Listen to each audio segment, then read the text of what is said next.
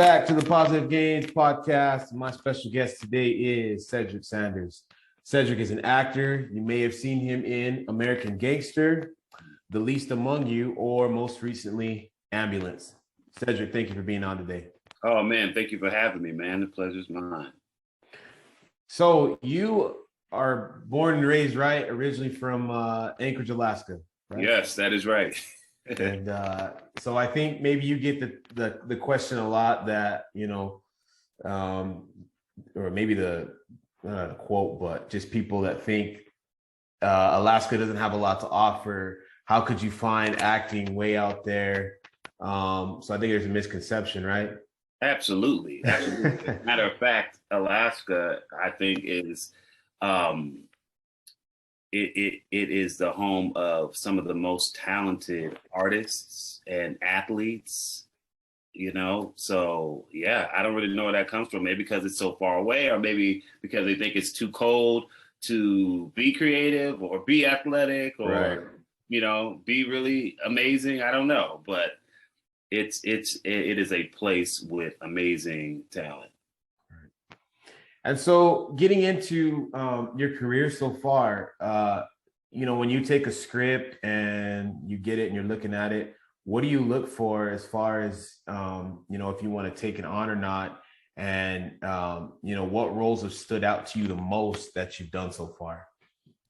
I think, I've always been at the stage where I was, excited to get a script and get an opportunity to audition. I wouldn't even say that I was like selecting, then there's things I don't audition for because I may not have interest in it. Right. But usually if a script comes to my attention, it's because I'm trying to get that part. But to answer your question about what kind of stands out to me, I know instantly when I read something, I can envision me in the role. I can see me in the role after I've read it, it's just a connection thing. And, and every part isn't like, it's so connected. Some parts are just, it's a job and right. Hey, it's fine. It's great. It's going to be on TV. It pays a nice amount of money. It's, it doesn't go against my integrity as a person. So, right. But I remember The Least Among You, which was my first lead in a film. I mean, I saw the breakdown of who the character was and what he stood for. And I just knew I had to play that part. So I was really happy, excited, and surprised still to get it because so many young actors who were more well-known than me were auditioning for that role. Right. And so you beat out a lot of people for that role. Yeah, it was, I just moved to LA. I remember at the callback, I saw people that I recognized from movies. So I kind of was like, it's nice that I have a callback, but I probably won't do this. Right. And I did. So, it was just meant for me to play that part. It was a very special and learning experience. And so in the industry, I know that maybe you look to people to guide you or you ask for advice. And I ask people all the time, what advice would they give to anybody? But I never asked this question. Has there been bad advice that you were given that obviously didn't help your career, that maybe somebody was, I don't want to say lead you down the wrong path, but clearly it didn't help you? Well, fortunately, that I haven't had that experience where I feel like I got bad advice. So I've been lucky enough for that not to happen. But I mean, there were things that people said that maybe I really listened to that may not have been true. Like, you're gonna, and it wasn't a bad thing. They were saying it to be encouraging. You're gonna blow up bigger than this in a year. Oh my gosh, it's just gonna be a year because you've done it. This is gonna happen like this and this time. And so that would get in my mind in the expectation of, this has to happen like this. Right.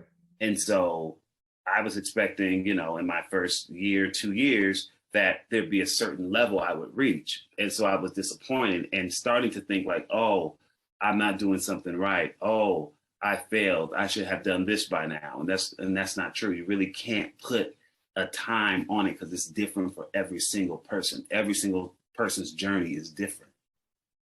And piggybacking off that point, what mentality do you think you have to be an actor? Because obviously there's so many people out there that are acting who have quit, who haven't made it to where they feel like they wanted to. A lot of rejection, right? So what mentality do you think you have to be an actor? I think the mentality is really, really asking yourself why you want to be an actor and keeping that in your mind and being honest with yourself. And it is a craft, you know.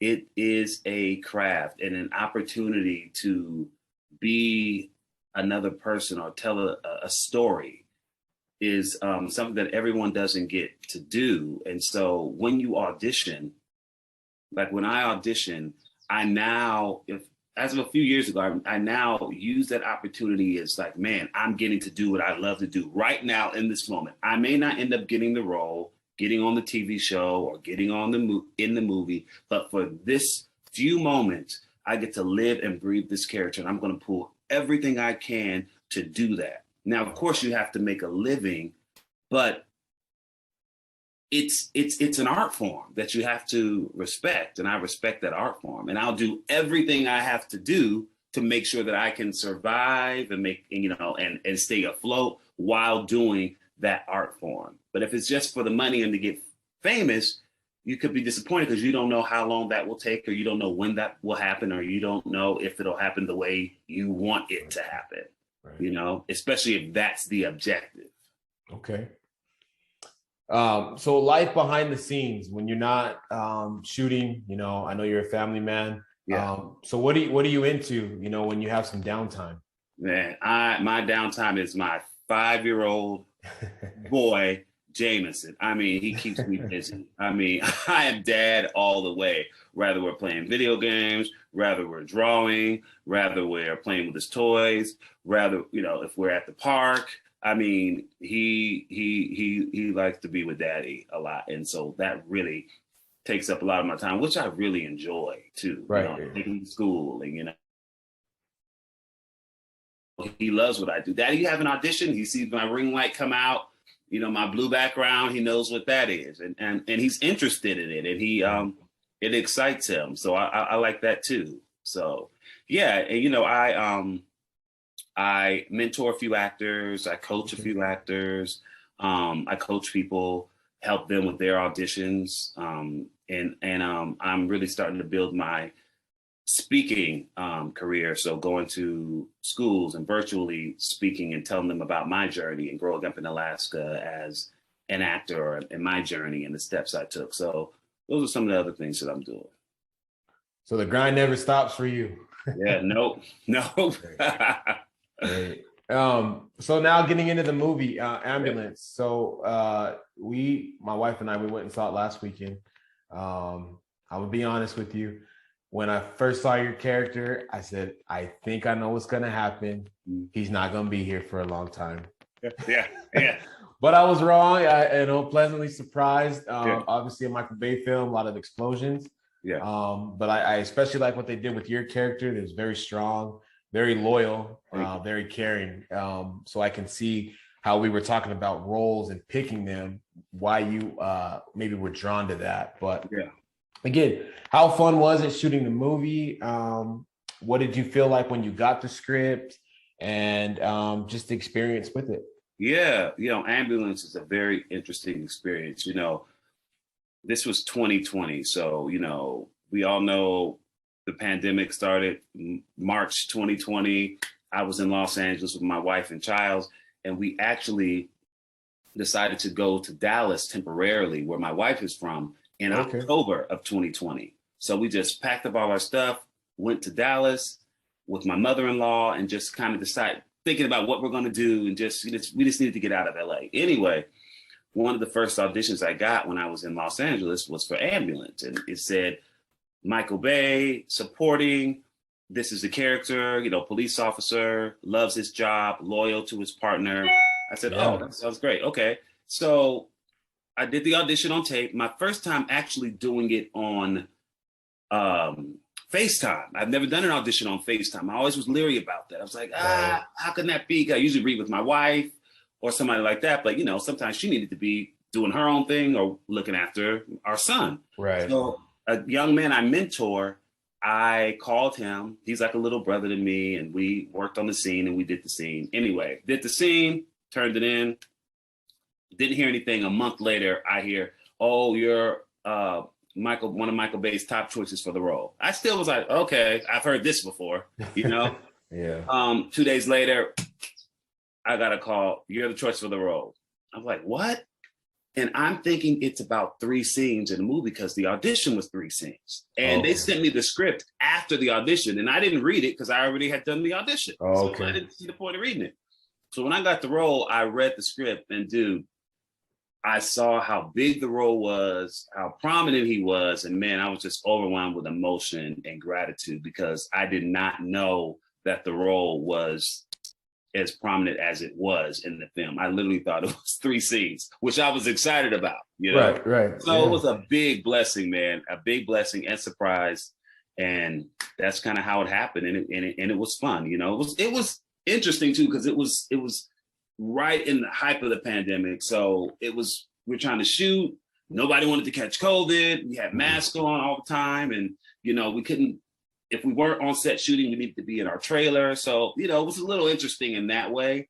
I didn't really get to bond with the people the way I usually do. So, okay. Yeah. Wow. Good. And so, you know, what's next for you? Is there a role that you have your eye on that you haven't played before? Like, is there something that you could see yourself doing completely out of the norm for you? Actually, yeah, that's something that I'm doing right now. What's next for me is what I'm filming right now. I am going to be recurring on Grey's Anatomy. Okay. And I'm playing a character that may be unrecognizable for me.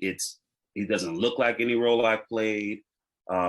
You know, not a military guy, not a cop, not a soldier. You know, these roles that I've played quite a few times, and it's a lot of heart in the role, and I'm really excited about it. And that my first episode airs May 12th, so that's what I'm working on right now, and I'm looking forward to experiencing this character. And so your lasting thoughts, you know, I ask people again all the time, advice. Yeah. Is there something that you could share with, you know, the people that will watch this as far as if they want to follow in your footsteps? Because I think yours is really unique because, again, like you were saying, when we were talking about the mentality of everything, it hasn't been easy. There's ups and downs, highs and lows. Mm-hmm. So what would you say to somebody that would like to follow a similar path? You know, I wouldn't go into it thinking it's going to be easy, and it's okay that it's not easy, because sometimes when things aren't easy, the reward is so much sweeter. I'm experiencing that now. Like I told you, a lot of people told me, you know, when I started out 24, 25 years old, oh, this is going to happen like this time. So I'm expecting a certain level of success right in the beginning. Here I am 15 years later, just starting to experience some of the things I had hoped to experience then, but it was in the perfect timing. So you have to, it sounds cliche, but really going with the journey and finding a way to enjoy it in spite of the disappointments. That's the best advice I can give, because you can't control it and you can't take yourself too seriously. It's a serious thing, but you don't have to take yourself so seriously where it's just a thing where you're stressed out all the time or it's not fun. You know, I had to take a step back when I was feeling like, oh, this is not fun, when I wasn't appreciative of auditions, you know, when I didn't want to hear the phone ring, you know. But this is something that I love to do, and I want to always go back in my mind to why I started and why I want to do this and why I want to tell stories. That's great advice. You know, a lot of people can learn from you know, everything that you've said, and I'm curious, you know, not now, but at a later time, to hear more about the upbringing over there in Anchorage. Oh yeah. I would love to try to learn more history and really tap in and see exactly, you know, how that whole ordeal went for you. But Cedric, I appreciate you coming on today. Man. Taking the time out of your busy day. God bless you. And I hope, to see you again on May 12th, like you said, Grey's Yes. Anatomy. And, Ambulance is still in theaters, and it'll be streaming soon. okay. Yeah. Can't wait for whatever else you got going on. And again, thank you for being on today. All right. Thanks for having me.